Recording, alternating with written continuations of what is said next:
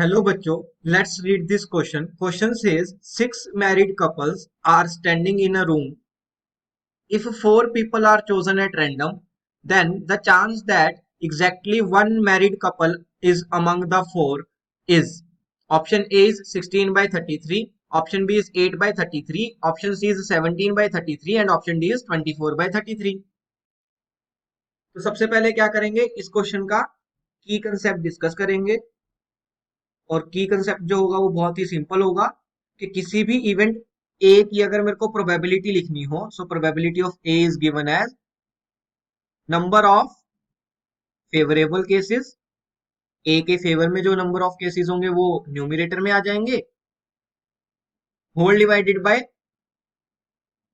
Total number of possible cases divided by total number of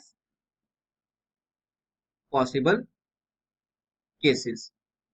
अब हमें बोल रहा है कि there are six married couples, means total number of people कितने हो जाएंगे 12। तो टोटल नंबर ऑफ पीपल कितने हो गए 12 हो गए।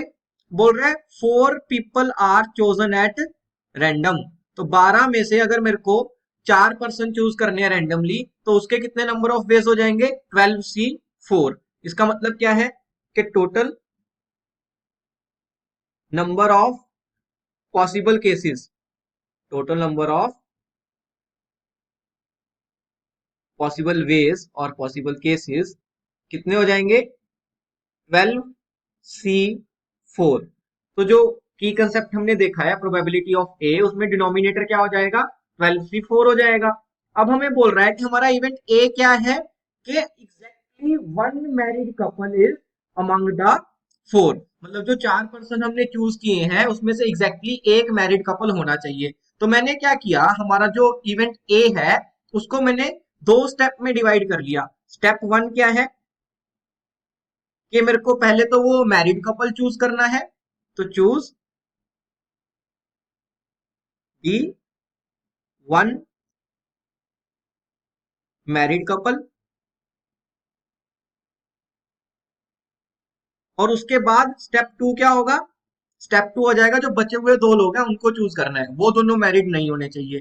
तो अगर मैं पहले स्टेप का देखूं तो number of possible ways in which step one can be completed वो कितना हो जाएगा। देखो हमारे पास सिक्स मैरिड कपल है, उसमें से हमें एक मैरिड कपल चूज करना है, तो इसके लिए टोटल नंबर ऑफ वेज कितने हो जाएंगे 6C1 हो जाएंगे।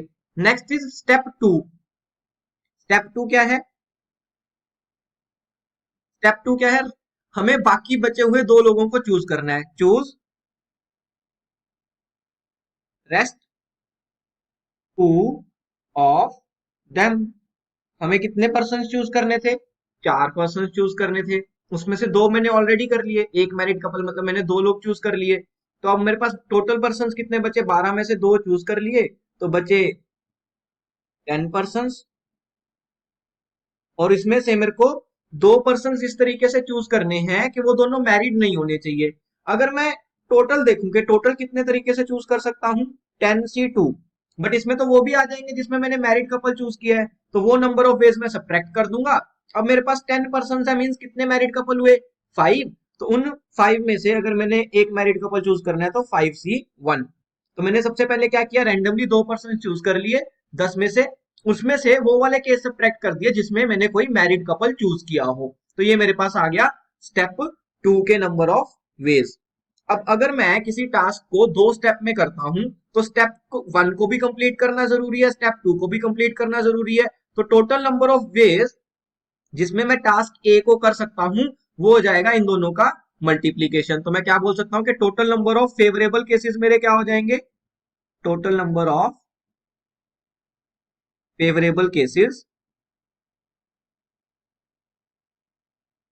Is equal to step one के total number of possible cases कितने हैं 6C1 multiplication with 10C2 minus 5C1, 10C2 minus 5C1।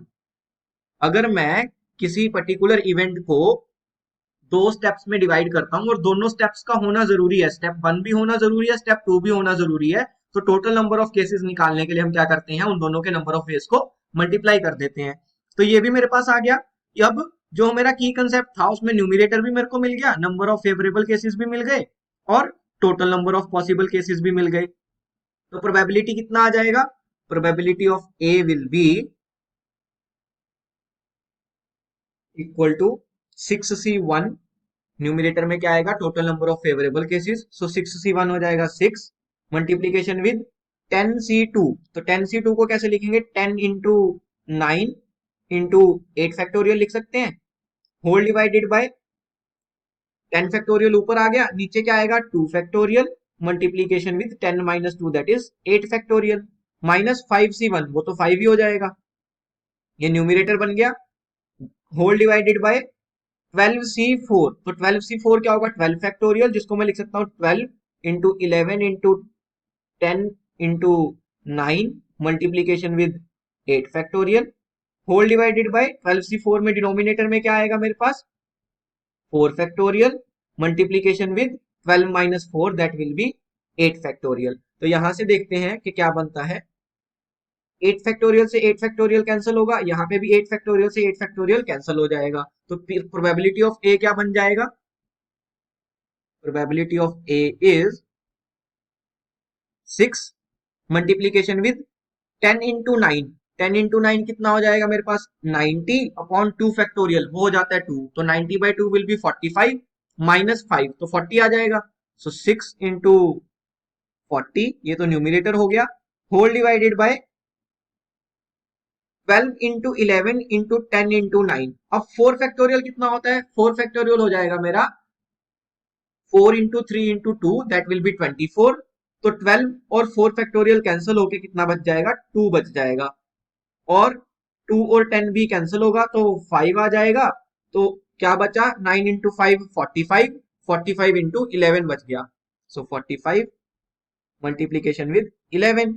अब 40 एंड 45 कैंसिल हो जाएगा 5 पे, तो ऊपर बच जाएगा 8, नीचे बच जाएगा 9, 6 और 9 जो है वो 3 पे कैंसिल हो जाएंगे, सो 3 2 6, 3 3 9, तो न्यूमिनेटर बन जाएगा 8 into 2 that will B 16 upon denominator बन जाएगा 11 इंटू 3 दैट विल बी 33। तो हमारी रिक्वायर्ड प्रोबेबिलिटी कितनी आ गई 16 बाय 33, और यही हमें निकालना था, तो हमारा आंसर क्या आ जाएगा, option A that is 16 by 33 is our final answer. Hope you understood it well. Best of luck. Thank you.